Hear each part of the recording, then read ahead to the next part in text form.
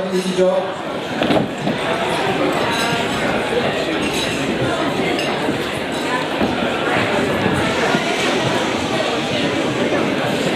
Okay, so we're going to make a few speeches, just so that everyone can pace their attention spans. I'm going to give a little talk, Jed's going to speak a little bit. Danny's going to say a few words, and then I think Ed and Chris have got a couple of things to say, and then relax. Okay? So here we go. Hey everyone, good. Come there for 6.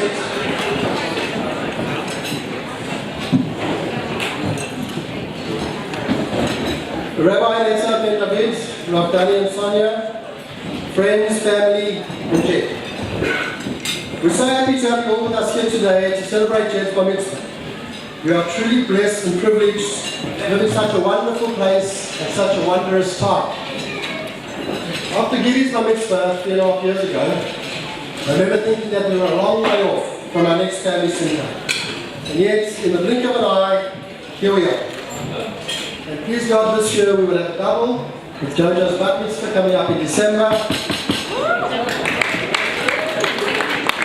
Baruch Shechianu, V'kimanu, V'giyanu, L'zman hazeh. Jenny, I'm sure that you remember when we were just a little boy in far-off snowy London, we used to read a book called Oh the Places You Will Go by Dr. Seuss. And in it, Dr. Seuss says, sometimes you'll play lonely games too. Games you can't win because you'll play against you. Now, Dr. Seuss was completely right about one thing, but he was completely wrong about 3 things. He was right that you will play lonely games, but he was completely wrong about their frequency, their seriousness, and your chances. Firstly, it won't be sometimes, it is always. Secondly, they're not games. And thirdly, you must and always must win. Also, sometimes you may be lonely, but you'll be alone.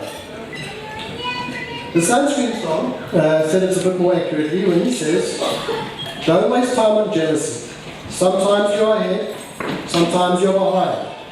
The race is long, and in the end, it is only with yourself. Hashem put us all here and now for a purpose. We are all here to be the best we can be. One thing that Dr. Seuss did say that was 100% accurate was that it is truer than true. There is no one on earth that is youer than you. And you are indeed a very special you, with special abilities and talents. And Hashem has put you here on earth now to fulfill a very special mission. You will not have to justify why you are not like Moshe Rabbeinu, or why you are not like Shlomo HaMelech. But you will have to prove that you are the very best Yedidya Mordechai that you can be. And that's a very high bar. The first tricky bit is figuring out exactly what your mission is.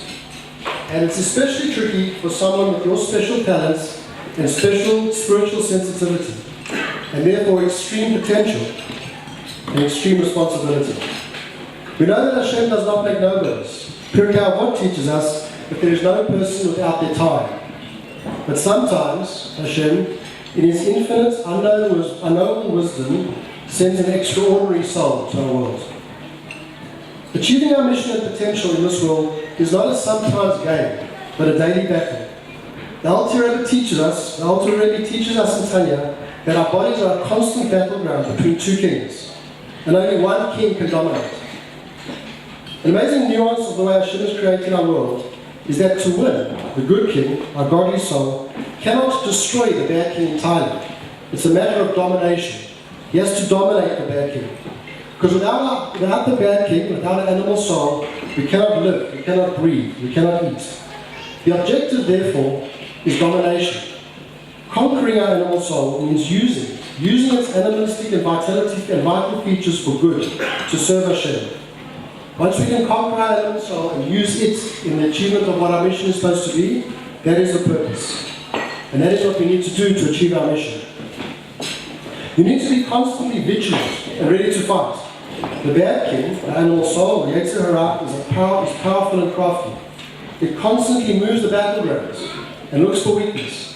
It will seldom attack in a place where it doesn't think it is going to win, but rather probe and attack through innocent or dual-use objects like smartphones, or activities like Instagram and Facebook, which seem to be innocent, but maybe they're not. You've got to watch out and be ready to fight hard. It is a game that you can't lose. And as you can see now, you are playing against you. We are blessed to be living in a very special time and a very special place. We are at the time of year between remembering the three great redemptions. In 2 weeks' time, we will celebrate Pesach, remembering how 3,330 years ago we were redeemed from Egypt and formed into a nation. 2 weeks ago, we celebrated Purim, when Hashem saved us from annihilation and confirmed that our Brit was still good for Chutz La'aretz. And soon we will celebrate Yom HaSukkot, probably the most astounding and miraculous redemption of them all. There is no parallel in human history of a nation being redeemed and rejuvenated after 2,000 years. Nothing comes close. People, nations, cultures rise and fall.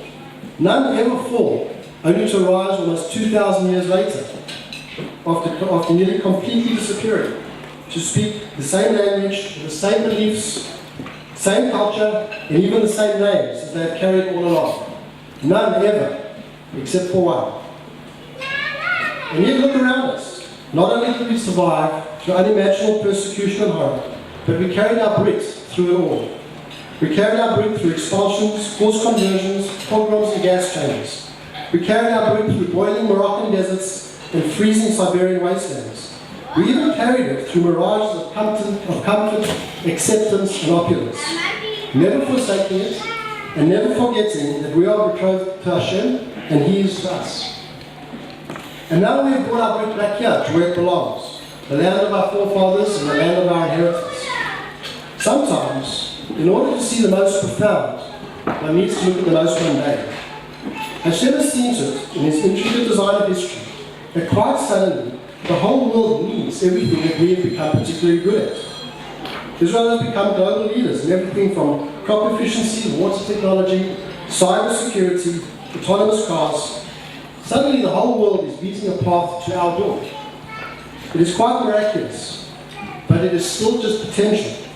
And we need to fulfill that potential to make sure we take it to what it's supposed to be in order to be a real light into the nations. I want to thank everybody. Jed's going to thank everybody as well in his speech, but I also want to thank everybody who's come from far away to help complete our Simcha. Gloria and Avril, we are fortunate that you've been here for a while, so we don't remember that you made a long journey from Perth.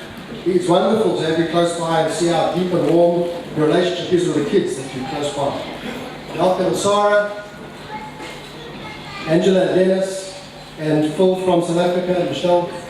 Phil from London, and Michelle from South Africa. It is so nice to see how, once again, despite the distances, that we all remain close and you step across the world to be with us. Thank you also, Mom and Dad, for your help and support and for just being around the corner. The relationship that you have with Jed and indeed all the grandchildren, even the very naughty ones, is a real blessing which none of us must take for granted.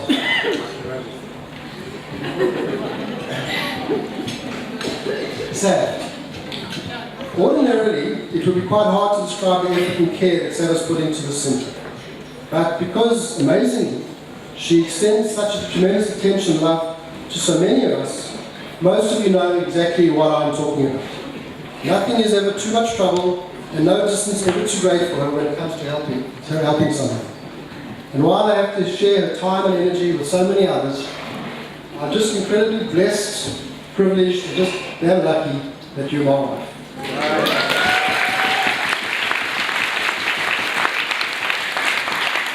Thank you for everything. I also want to thank all our helpers that have spent the last couple of weeks tying balloons and writing cards and writing name tags and doing other things. I've been told not to name any names, so I won't, but you all know who you are, and thank you very much. And also thanks to Harley and Lucia that will be creative. Thank you all.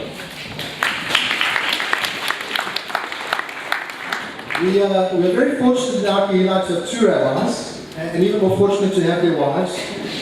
I'm not sure what the correct term for a rabbi's wife is now, but I think we've all got to admit that generally our wives are the more helpful and generally more useful part of our partnerships. So I should probably actually be struggling for the right word for a rabbi's wife's husband.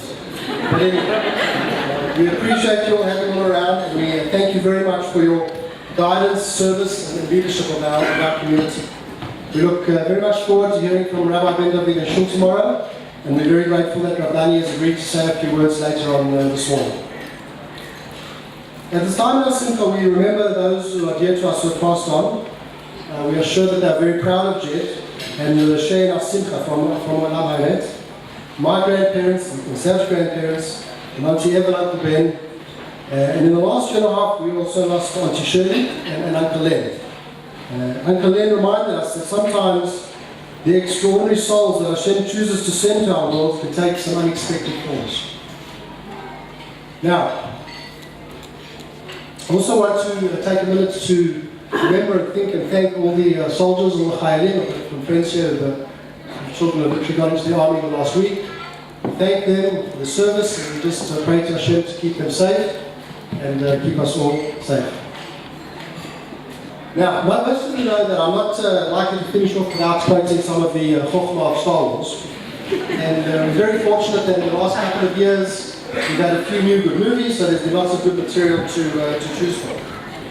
I think the most enlightening scene from the last few movies was when Yoda, the Jedi Master, and Luke Skywalker, for various reasons, which I'm sure you don't want me to go into now, burnt the Jedi tree and destroyed this ancient sacred Jedi text.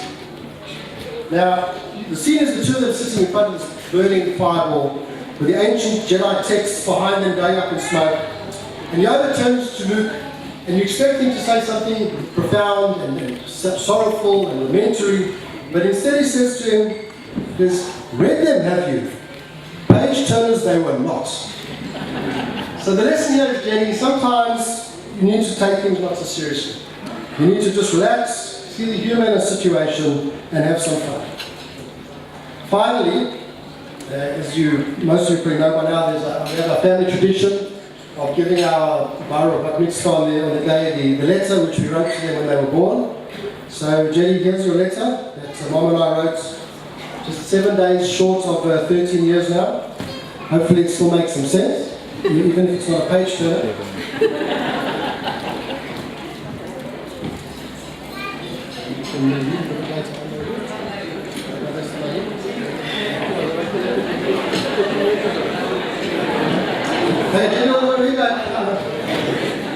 Thank you all very much for coming from near and far and being part of our great big circle of friends and family.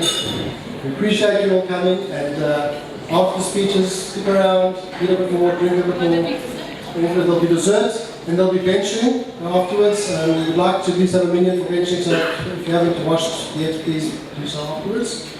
And now, I'm very proud to give over the microphone to Jed. Okay, who's going to say a few words to us. Thank you all for coming today.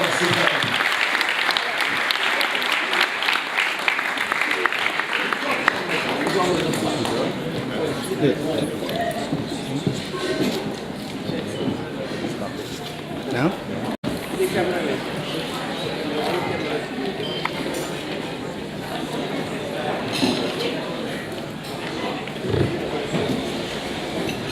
Rabbi and Ben David, Rav Dani and Sonia, Saba and Savta, Granny and Grandpa, Mom and Dad, ladies and gentlemen. I'd like to welcome you all to my bar mitzvah. Hashem has really blessed us as a wonderful community, and we are privileged to celebrate Schachat together. I'd like to thank those who have come from far away to be with us today. Kumari and Latisara from Australia, Angela and Dennis from Cape Town, and Michelle from Johannesburg. I also want to thank Michelle for helping find and get all the table decorations. Thank you to all of Mom's local friends who helped get the show on the road. Also, my dad's old friend Phil, who came from London. As my dad always says, the older you get, the more you need the people you knew when you were young. I really want to thank my mom for running around like a sugar nut, finding things to my bar mitzvah, loving me, caring about me, convincing me to love my bar mitzvah, and helping me through hard times. Also, for making sure I don't chew cocoa and chewing gum, and convincing me that they're disgusting and unhealthy. I would also like to thank my dad for teaching me Torah, explaining things to me, teaching me about finance, telling good, bad, and sometimes boring jokes, and helping me ride a bike.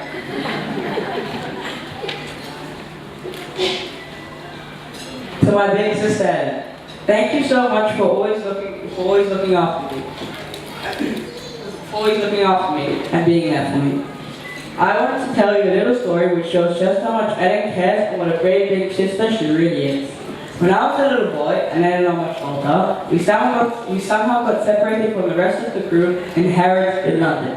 Ellen grabbed my hand and did not let go until Giddy found us. Thank you, Ellen. To my one and only brother Giddy. Thank you for always looking out for me, everywhere, in school, overseas, and at home. Although sometimes you may fight, you are mostly nice to me. To my little sister Jojo. Thank you so much for playing games with me on Shabbat and on Shabbat, and for letting me teach you after Shabbat meals so that we don't have to do the dishes. I am truly blessed and forever grateful to Hashem for having such a wonderful family. I am blessed to know and have relationships with all four of my grandparents. Thank you, Granny and Grandpa, Saba and Savta, for your love, wisdom, milkshakes, and fruit salads. Thank you so much, Granny and Grandpa, for timing your trip from Perth so that you could be here for my bar mitzvah. My dad asked me not to start with the Dvar Torah about the small aleph and the word Vaikra at the beginning of my parsha. He said it is boring and everybody knows it. But seeing as I'm now bar mitzvah, I want to start taking decisions for myself, and I've decided to talk about it anyway. In any case, I believe it has a twist that relates to me personally. The small aleph represents Moshe Rabbeinu's humility. Moshe Rabbeinu displays his humility by writing the word Vaikra with a small aleph.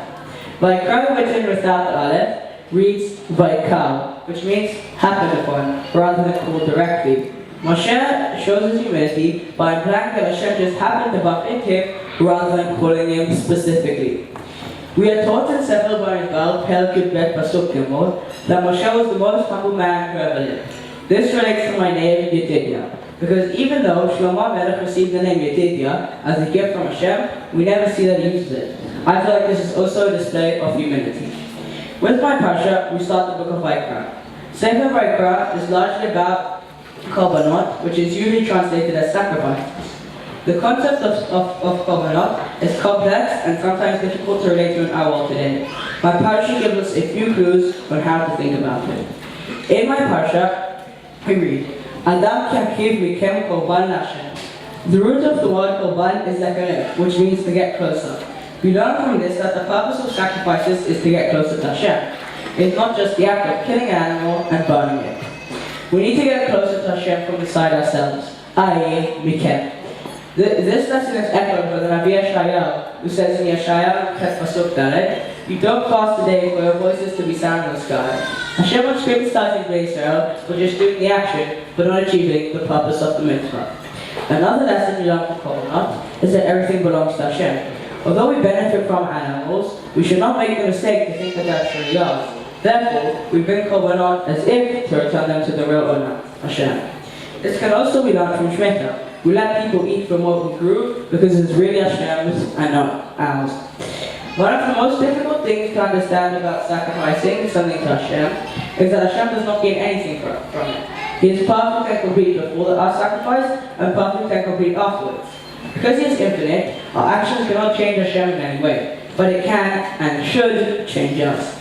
May Hashem give me health, strength, and wisdom to learn much more and try and understand the depth of His amazing universe. Thank you all again for joining us today to complete our simcha.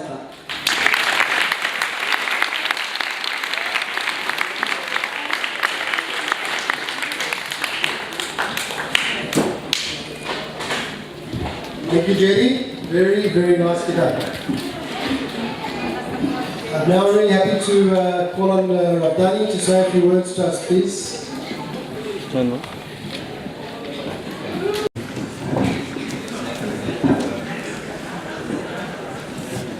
Before I start, I just want to mention, I'm glad that Jed spoke about Moshe Rabbeinu's humility. I ran in the 10K this morning, and I have to say that was a very, very humbling experience.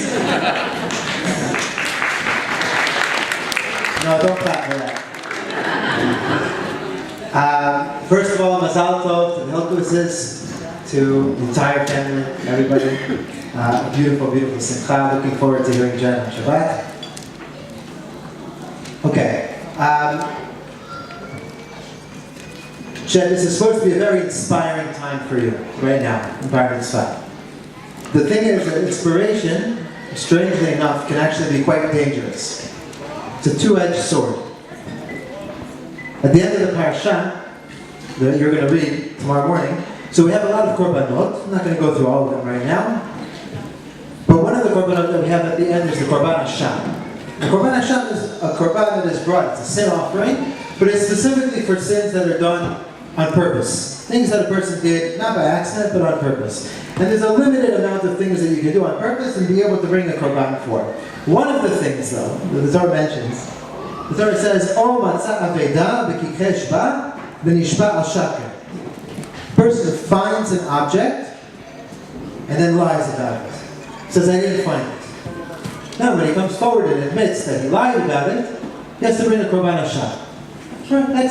That's a mitzvah. That's one of the korbanot Hashem.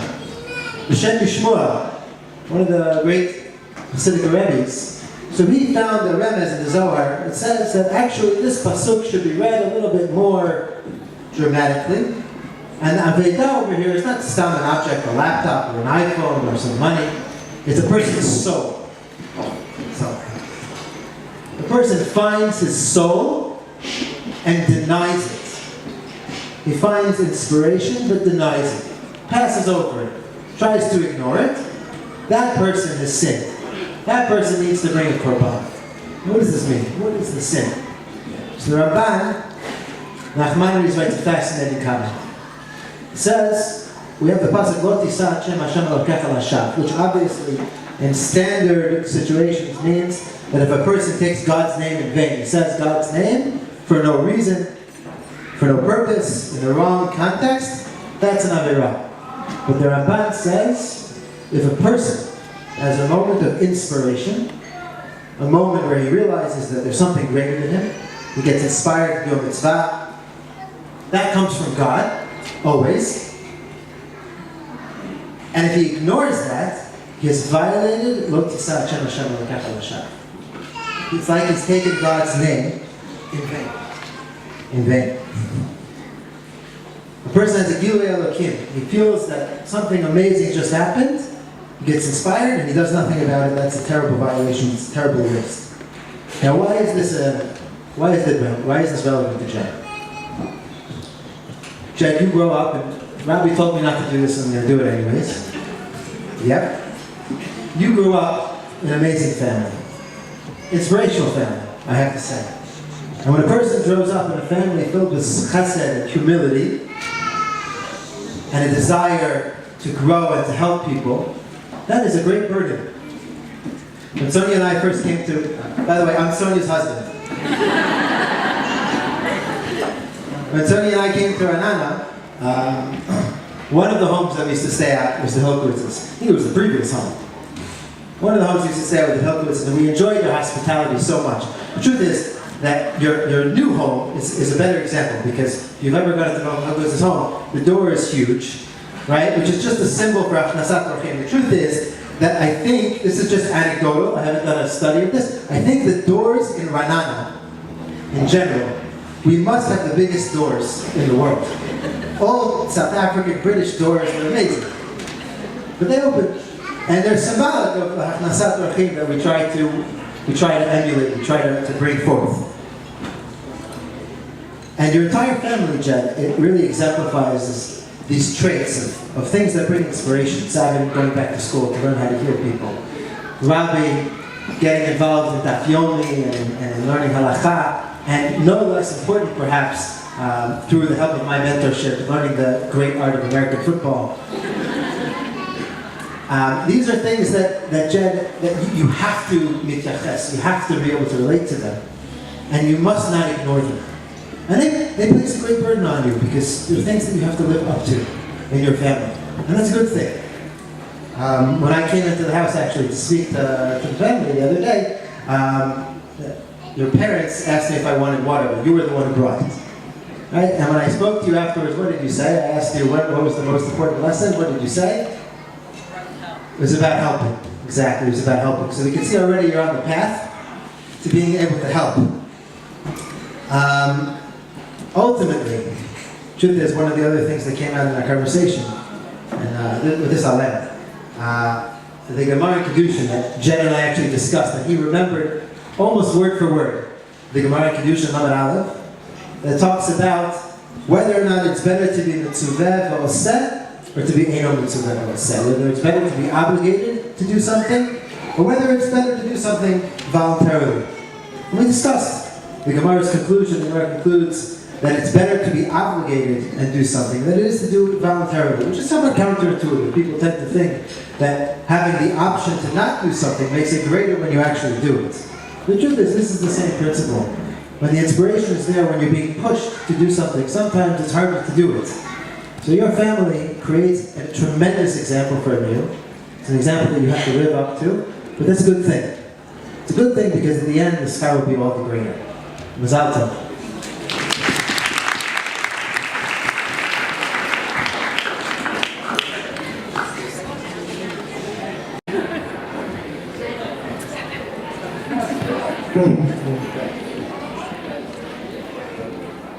The 8th of the 3rd, 05, that's your day, and a royal delivery brought you our way. From your first moments you had us wrapped around your pinky, crossing London for you at a moment's call. But we eventually got you home for your first Shabbat, and what a success. Welcome to the fam, Jed. Next came your bris, and boy was that a challenge. Jedidiah Mordechai. What were you thinking, Mommy and Noah? Gideon Eden were 3 and 4, and that name was an insane mouthful, even for adults. No wonder when someone asked me what my baby brother's name was, I very honestly answered, I don't remember. But we got the hang of it in the end, and wasn't that lucky, because your special name suited the special kid you became. You sat on the kitchen table in your bimba, and we tickled you until we heard your adorable giggle. We spent Sundays in Sunny Hill Park riding bikes and Shabbat building puzzles. In our last year in London, you even joined us at school at the IJDS. Soon we came back home to Israel, and at Gun, you got a new name. Yedidia, you introduced yourself. And that was it. Kitted out with a Parsi kippah and freckles. You were off on your way. And so you've grown, and have we been amazed by you, Jenny. You've been blessed with brains and a passion for learning. You like to discover even the craziest things. Like remember how you bred bacteria in our kitchen, or read 2 books in a day. You've got a knack for maths and science, and of course for computers. Then there's basketball as well, and your serious dedication to the sport and your team is truly inspiring. And traveling. Boy, do you love to travel. Sometimes we drink hot chocolate in the craziest locations. Or you love to take millions of pictures jumping off random objects. It's become a signature pose of yours. You've even saved Abba from falling off down a mountain. I'd say we've made our fair share of worldwide memories. A while ago, you started coming to shul more often and taking an active part in our community. It's been amazing to walk into the youth minyan and see you there, being Gabbai, doing Lila, and even leading davening. About a month ago, we went to Jerusalem to watch you put on your tefillin. Your excitement was great, and it made it special for us all to be part of your bar mitzvah. And of course tomorrow, we will proudly stand by and watch you read from the Torah. Your determination in learning your parsha has been amazing. For 10 months, we've been hearing you practice again and again and again. We know you'll be great. No pressure. So here's to you, Jedi, to your journey in the years ahead, to your Jedi superpowers that make you who you are. to many, many more memories and laughs. We love you so much, Jenny. Ladies and gentlemen, if you'll join us raising a glass to Jed.